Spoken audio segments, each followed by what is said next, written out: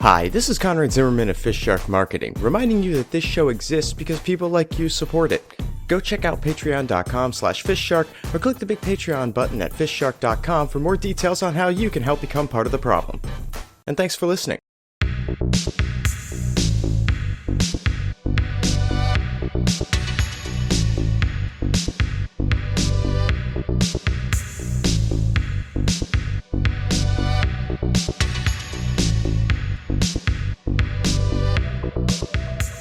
Yeah, can you pass me the nails from over there, Jim? That's, You got it, nails! That'll be good, right? There we go. Okay, yeah. So I'm thinking we're gonna need maybe 5, 6 more cabinets to make this work. It's got to be big. I mean, It does have to be big. How big are arcs, typically? I mean, they're pretty big, right? I mean, that's bigger than a normal boat. Yeah, I mean... You got raft, you've got rowboat, you've got yacht, and then somewhere between that and ocean liner, I think is arc. Yeah, that sounds about right. Yeah, so we definitely need more filing cabinets. I mean, I hate, because I know we've been having fun building this. It's been a real it's been a real team treat. Building exercise as well as an arc building exercise, quite literally. But is this really necessary? Do we not feel like it's getting a bit silly now that we're at the point that we're building an arc out of filing cabinets and Craig? What other solution do you have to a flood, Jim? Well, we could ask the senior partners, and I realise already that sounds bad. Yeah, you're treading down a dark path already. Well, we could get someone else, to ask the senior partners to not flood the office for 40 days and 40 nights. It seems like not having the flood is more useful than having the flood and building an arc when we could be working. Well, I mean, yeah, I can see that. And 40 days and 40 nights is a lot of downtime for the office. I'm not gonna deny that. That's literally that's as many as 4 tens. And that's terrible for us. And I sorry to interrupt, but why are they doing this? Why are they doing this? I wasn't sure at first, but the flood's kind of the clincher on the deal here, because they've been trying out new management tactics, trying to find new ways to motivate the employees. They're very conscious about motivational management, about inspiration and getting the team to focus on goals. Right. They've been reading a lot of literature on that. The problem is that they must have picked up the wrong book. Yeah. I'm almost certain of it. And far be it from me to question the judgment. Maybe they're doing that on purpose. Maybe they've decided that this is the way to go. Oh, that could be it. But the plague of locusts that we had to deal with 3 weeks ago. That was bad. That was bad. They ate the sandwich. Yeah. They ate everything. It wasn't particularly inspiring, it's true. It was an interesting problem to solve, but I didn't realize that came from on high. That came from the senior partners. Why would they punish us? Well, to be honest, Conrad suspected it. I can pretty much confirm it because the senior partners asked me to research motivational techniques, and I may have sent them the King James Bible for a joke. So this is your fault. I'm not going to say it's my fault. Because clearly it's Craig's fault. Okay, all right, I can accept that. I can accept that. Stop me. He didn't That's stop true. me from doing the funny thing. Did he know you were doing that thing? Probably. And now, I see a little... And now thanks to Craig, right, letting me send a copy of the Bible up to senior management and saying, there's some great ideas in here, lads. Right? Thanks to Craig, they've been using the Bible to train us. And I don't think it's working. Because I don't feel motivated. I'm very, very sick. Yeah. Like my skin is yellow right now. And you look a little under the weather, if I'm being totally frank. I think it had something to do with them sending down literal afflictions and handing me a bag that had bubonic blisters written on the front, which I ate gratefully. I thought it was some new type of sour candy. But it turns out they were quite literally bubonic blisters.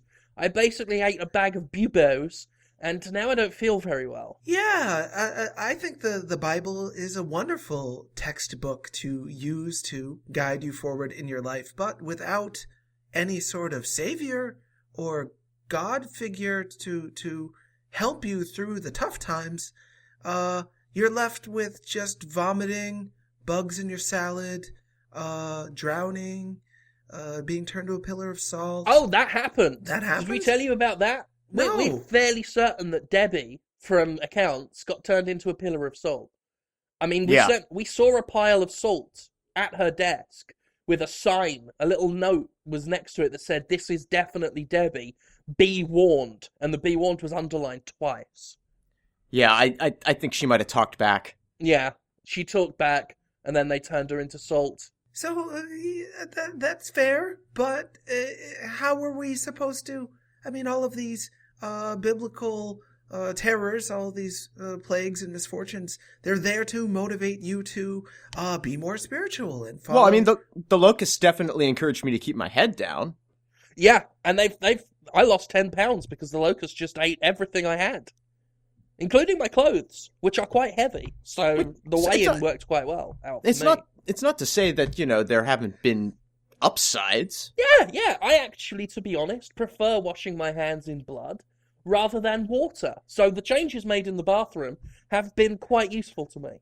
Yep, that's been great. I mean, we've had a few people, dying of E. coli, but you can't make a blood omelette without sacrificing a few people eggs. I guess what I'm getting at is, are they going to do something good for us, like Moses, Jesus, and the whole gang once did in the books of old? Are they going to help us? Well, here's the thing, Paulson. Actually, do you mind if I call you Paul? It's just, I know a Paulson, and he was cast out of the Garden of Eden for eating an apple when their senior partners told him not to. That's fine. Yeah. When are they going to not hurt us?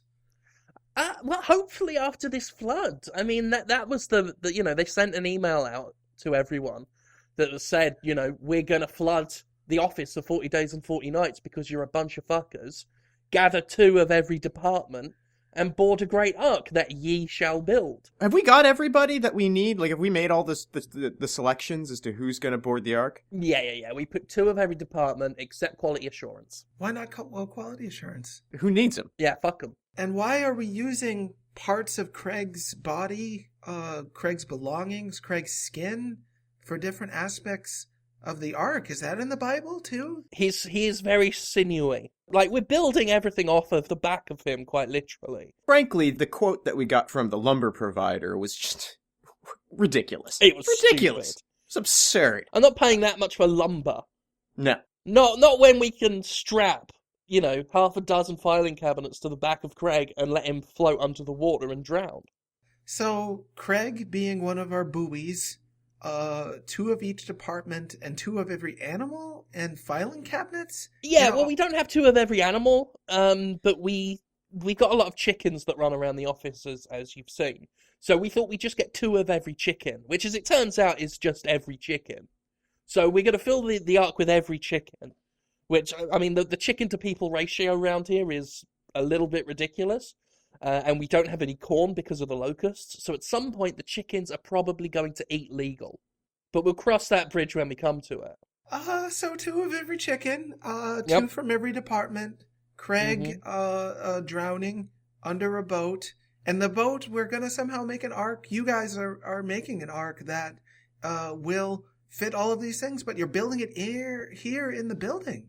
Yes, because then when it floods, we're going to use the ark to sail to the dentist's office across the way, which will be the promised land. The dentist? We're going to send a dove to the dentist's office, which we already did, and it pissed him off. He's really not happy. He was in the middle of surgery, and a pigeon flew in his face. Just shit right in his patient's mouth. It was awkward.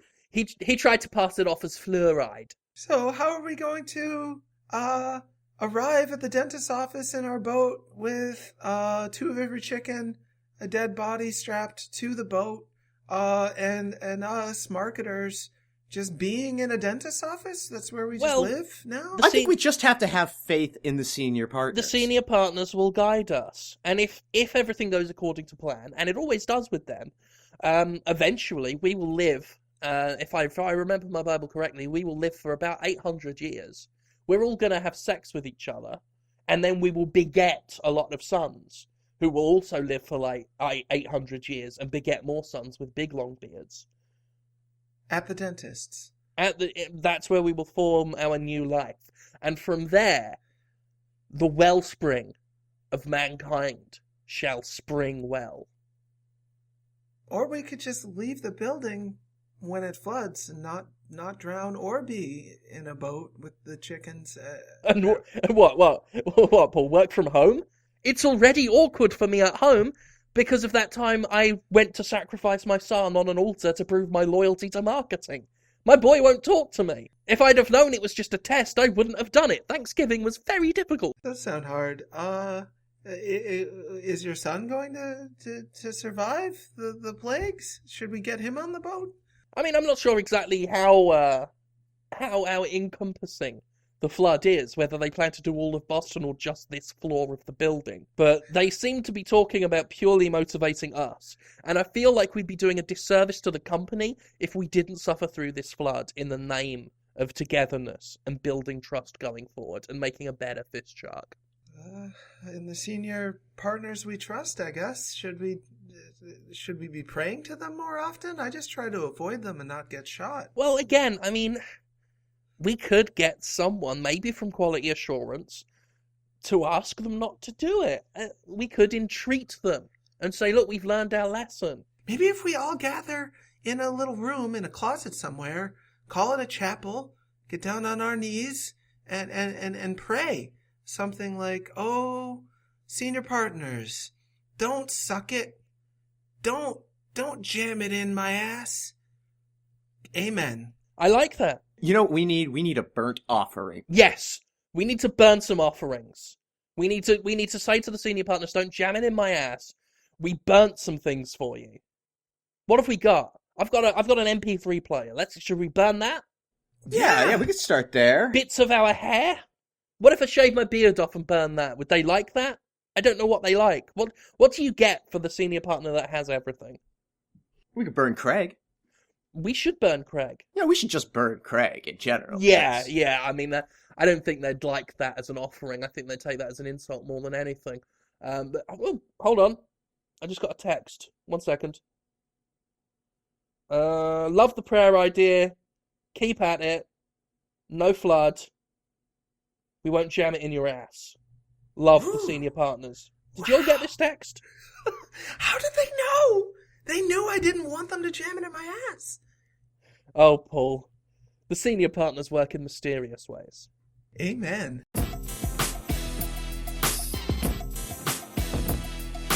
So we've been getting some more news here and there about the revolution going on in Slaatvania. Let's right call now. it what it is. It's a crisis. It is a crisis. They are our biggest foreign market, and right now they're not buying products because they're at war. I didn't understand at first why it was that General Lebedev didn't just quash the rebellion like he always does, you know? But I think people are really, really pissed off at him this time. Really? I mean, they were annoyed when he started taxing them for paying taxes. The tax didn't go over well, but he put that down efficiently and ruthlessly, and dare I say it, with a trademark flair for violence that we've come to appreciate from the general. Our relationship with him has always been good. That's why we've always been there to support him. But I don't know. I'm starting to wonder if the regime is going to have to change this time. I've got to say, I mean, I've been looking at some of the international news reports, and despite our best marketing efforts, I've got to say the media, they're not responding to my calls anymore when I'm issuing them with the usual bribes and threats. A lot of them have been a bit principled on this one and actually want to criticize the Lebedev regime. Are we? So we are a marketing company for a foreign country that is in the midst of a war with rebels? What's going on? Well, they weren't in the midst of a war. Well, they weren't in the midst of a war this big. Slaatvania is always at some kind of war, be it a cold one or otherwise. But generally, we've always been on good terms with them. They send over some of their original movies, like Endgame de Thrones, or their remake of Erie, Indiana. We've always been good friends with them. And they sell some of our products over there, the ones that don't get past the FDA out here. It's been a very mutually beneficial relationship Absolutely. For everybody. And Slaatvania is capable of creating wonderful works of art, only 50% of which get seized and burned. And of that 50% remaining, we help market over here, be it to collectors of international art, or just lovers of fun TV shows where people get cut for real. Their wrestling program involves a lot of knives, but people love the Slaatvanian Wrestling Federation. Wow. So, times, it sounds like, are changing, and they may not be as marketable as they once were. Here's the thing. The Lebedev administration may not make it through this. We don't know yet. He's sitting this one out for now. Mostly because there's about 5 armed rebellions going on at the same time, and none of them can decide which is the official rebellion. Basically what happened was, about a month ago, General Lebedev decided that he was going to become pharaoh of the country, and he wanted people to start calling him Pharaoh Lebedev. He tried to build a pyramid for himself, which is difficult because there's no sand out there, only dirt and rubble, and so they just kind of made a big pile of dirt and rubble. It looks like a quarry, really. It's basically a quarry, and people didn't take kindly to the Pharaoh's quarry. They don't like the fact he called himself Pharaoh. They were like, you know what, the tax was annoying. You calling yourself Pharaoh is just fucking arrogant. So there's been there's been several armed insurrections. And at the moment, they're all fighting each other because none of them really want to join up. Some of them think they got better slogans, some of them think they've got better t-shirts, so they're all fighting amongst themselves while the Lebedev administration is kind of sitting back and waiting for one of them to rise above the others, so he knows which insurrection to quash. Meanwhile, the whole economy has gone to shit. It's dragged on for about 4 weeks, and we can't get any product in or out. So we really probably ought to find a solution to this. Yeah, most importantly, we don't know who to side with right now. You know, they say history is written by the victors. That's half true. It's also written by the people marketing the right guys for the job, you know? Mm-hmm. So who do we pick here? Are we sticking with the status quo? Are we going to keep promoting Lebedev to the media? Or are we going to pick one of these 5 groups? Each of which is promising and terrifying. Okay, well, let's look at who we've got. Yeah. Okay, we've got the People's Republic of Slaatvania. Mm-hmm. Okay, we've got the Republican Peoples of Slaatvania.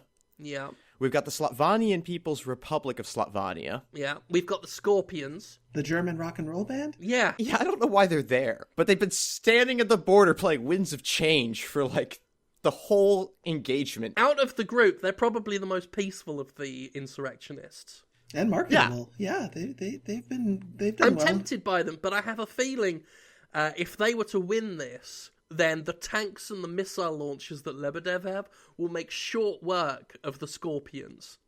Because contrary to what they claim, they can't rock a 20-year-old armed dictatorship with a hurricane that they don't have. Right. They don't actually generate hurricanes, it's true. And then finally we've got the Sons of Slaatvania, who they're a little bit tricky because they seem to have learned everything they know about rebellion from contraband issues of the Uncanny X-Men that they've been trading amongst themselves. So they're eager. They connect the most with, say, the teen demographic. If there's any students who are politically motivated, they might look at them and think, hey, they know X-Men. One of them's painted blue. They're a group I can get behind. But I don't know how practical their ideas are because, again, like the Scorpions, they don't have laser eyes. They can't control the weather. One of them has claws on his hands.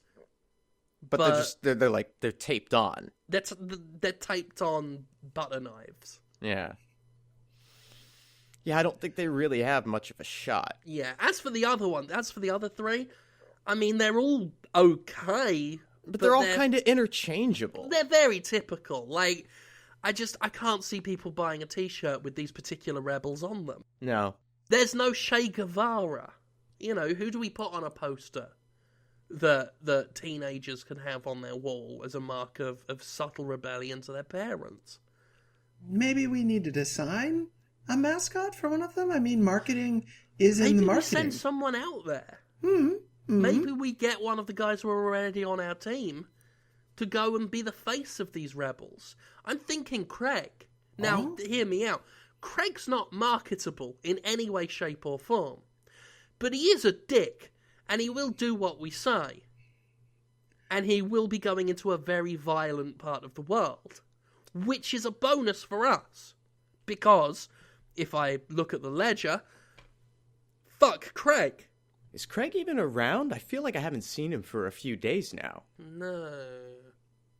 Where did he go? I swear he went on a job because I had to get another intern, Stan, who is so much nicer, to wash and bathe me and get my coffee. Right, yeah. No, Stan's been great. Stan's fantastic. I don't know why we keep Craig around other than, he's just got such a beatable face. I don't think he is around. I saw an expense report saying that he took a flight to I think it was North Korea or some foreign country. Does that sound right? Oh yeah. That's a pretty scary country. A lot of things can happen there. Not all of them good. Yeah. Okay. Let's try and get Doris to call him. See if he's still alive. And if he is, let's get him to Slaatvania because I think that's more important. To be a mascot for one of the rebels, should we send him a mascot suit? Like maybe a little worm suit? Call him Wormy, the pro-freedom pop-up worm? He'll pop up your freedoms and beat the bad guys. I like that. A cute pink worm with an AK-47. He pops up, helps out. Hey, it's me! Bright pink! Let's give him some flashlights. Big flashing flashlights that he stands in the middle of a street when there's a conflict going on and he goes, "Hey, it's me for freedom!" Get him to shout through a loudspeaker with big flashy neon lights. Maybe he doesn't even need to describe which rebels. Yeah, he doesn't need to do anything except stand there and shout. Perhaps that will cause the rebels to unify and... Wait a minute. Think about what you're saying. Yeah? You're actually suggesting that we bring together the Slaatvanian rebels under the banner of Craig. Well, it's a worm. It's a very lovable cartoon worm with flashlights and an AK-47 who pops up in the night and gets everyone's attention, draws them together, brings them together, helps them to... Oh, no, I get the play. Yeah. Oh, I see it now. Yeah. Oh, Jim, that's clever. That's very, very good. That's savvy. I see what you... yeah, okay, all right. I tell you what, Conrad, you phone Craig, get him out of North Korea. I'll phone up the Lebedev administration, tell them their rebellion problem is going to be solved in about a week. Yeah, all we have to do is get Craig there, have him center things up, and... He will fuck it up in no time. Yeah, it's just a matter of time. Oh, great thinking, Jim. That's really good. Okay, well, so then I'll just go... I'm nothing if not an ideas man. So I'll just go give Craig a call, and we'll sort this thing out week and a half, probably. Yeah. And actually, you know what? Let's get to work on a design for that worm. Oh God, we got to get that worm just right. Paul, you're good at drawing worms. I'm not bad. I don't want Craig to die, though. Is that the idea? Can we make him not die? Just draw the worm, Paul.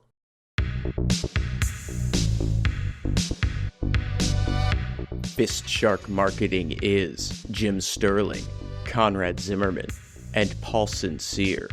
Theme music by Ben Rama. Additional music by Alazar Chan. Our editor is Alan Smithy. Get more episodes and learn how to help support the show at FistShark.com. Follow us on Twitter at FistShark for more of our exploits. Complaints can be forwarded via email to fistsharkmarketing@aol.com. And remember, if you are what you eat, the only real people are cannibals. Goodbye.